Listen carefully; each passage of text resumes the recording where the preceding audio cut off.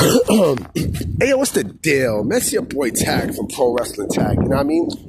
As of this recording, it is 9:25 a.m., February 4th, 2026.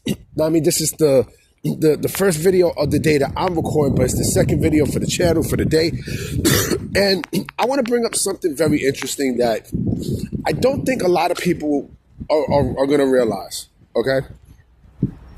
Now, Jey Uso, look at me. Joe Hendry won the NXT Championship last night, right?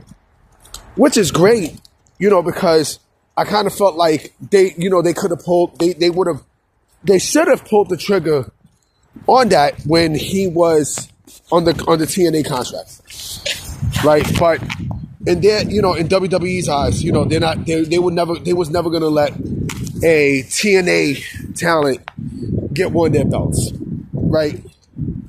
So, so I kind of feel like they missed out on that opportunity. I mean, listen, Joe Hendry eventually won the TNA championship, but now that he's no longer contractually obligated with TNA, and it's now a full-time contractually obligated WWE talent, the reality of him being NXT champion, it increases because now he's under WWE contract, right? And listen, it's great on him. I think he's a fantastic talent and stuff. But I gotta keep it a stack with y'all. I gotta keep it a stack with you guys. I had this feeling. I had this feeling and fear that what we're seeing with Jey Uso now is nothing compared to what we're going to see with Joe Hendry down the road. And the reason why I say that is because, WWE is going to want to replicate the success that Joe Hendry had on TNA and on TNA and on the Indies onto WWE's main roster platform. I mean, listen, I like Jey Uso. I think he's a fantastic talent. But let's keep it a stack, okay? The Yeet gimmick has run its course. It's ran its course. It's ran its course to a point where, it's now starting to become very fucking tiresome. Oh yeah, and I'm in Crown Heights too. I actually had to go take care of something, but it's ran its course to a point where it's no longer, like, that gimmick is no longer needed, right? It's tiresome, with the fucking jumping up and down, and the main reason why WWE gave him the World Championship and such, like having win the Royal Rumble, was because how over he was with that gimmick. So they say, fuck it, let's extend the popularity, right? And what killed me too was the Royal Rumble, where his entrance, right? Where he came out yeeting, and I think it was LA Knight and Cody Rhodes who eliminated Brock fucking Lesnar, while everyone turned their face over to Jey Uso. Nobody said a fucking thing about it. Nobody said shit about it, right? But the thing is, I got a weird ass feeling that WWE, when Joe Hendry gets up to the main roster, right? They have Jey Uso's replacement as the guy who they're gonna shove down the fans' throats. I got a weird feeling that that's gonna happen. With his video, him turning around, and all this other shit, right? Because again, WWE is going to want to, take the success of what Joe Hendry had, and then put it on that part of the stage. That's what I'm thinking. You know what I'm saying? That's exactly what I'm thinking. I think, his act, and I know people are going to get pissed. I know people are going to get really, really pissed. And I would not be shocked. Again, they gave him the NXT Championship, right?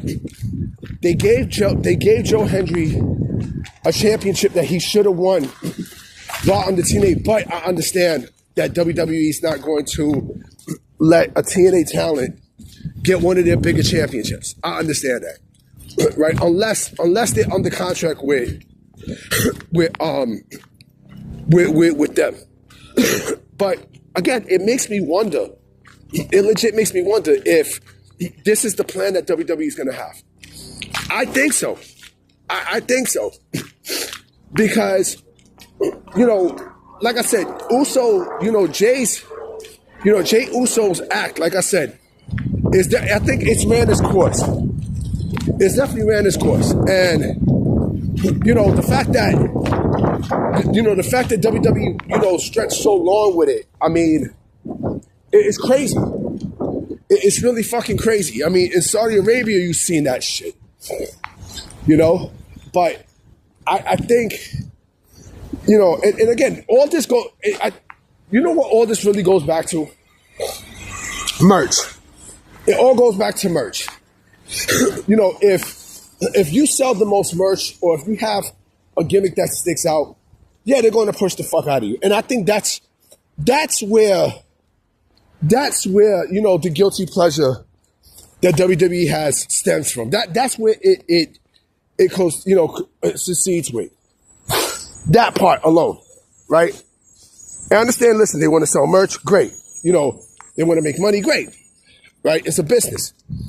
But at the same time though, man, like it's fucking crazy, like when you really, really, really sit down and think about it. Where there's other wrestlers who's deserving, and you basically push somebody based off of their merchandise sales and everything else. And like I said, I have a feeling within like the last bone in my body that they're gonna do the exact same thing with Joe Hendry. I guarantee you that. I personally guarantee you that. I wouldn't be shocked if he wins the Royal Rumble and then faces for the World Heavyweight Championship. That at least with Jey Uso, it's like, okay, he was World Heavyweight Champion, right? But he wasn't WWE Champion. Now, if he was WWE Champion, then people will start throwing fits. You know what I mean? So I think the same thing will more than likely happen with Joe Hendry. I will not be shocked, right? But again, it makes you wonder. It definitely makes you wonder. The fact that they gave Joe Hendry the NXT Championship, right? Are they going to make him as the next Jey Uso in terms of the fans really, really pushing this guy down your throats, merch and everything else? You got to think about it. Anyway, guys, I'm about to be out. You know what I mean? I'm about to go catch this 3. I'm about to go catch this 3 back to Fort Greene. You know what I mean? Well, the 3's not, the 3 doesn't really go to Fort Greene. You know what I mean? I got to get off at fucking, Borough Hall, and then, make a nice long walk. You know what I mean? All the way back to my home. So, anyway, guys, I'm about to be out. I'm going to holler at y'all. Peace.